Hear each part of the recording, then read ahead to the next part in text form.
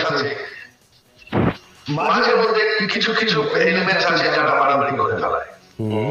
তাদের কিন্তু হুকুম দেওয়া হয় না, তারা নিজেদের মতো করে। বিএনপি চেয়ারপারসন বেগম খালেদা জিয়াকে আটক রাখা সঠিক সিদ্ধান্ত ছিল না বলেও মনে করেন শেখ হাসিনা পুত্র সজীব ওয়াজেদ জয়।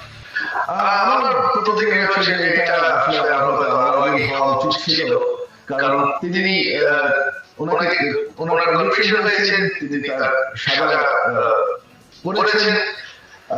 তিনি বয়স্ক একজন মহিলা, ওনাকে আসলে তিনি জেলে ছিলেন না, তিনি হেলমেটে ছিলেন, তবে আমার মতো আসলে ওটা আর প্রয়োজন ছিল না।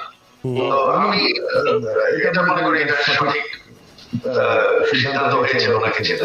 বাংলাদেশে ব্যাপক সমালোচিত আইসিটি অ্যাক্টের কিছু ধারা সঠিক ছিল না বলেও জানালেন জয়। তবে পরের বিষয়টি নিজে ঠিক করার জন্য সুপারিশ করেছিলেন বলেও জানালেন।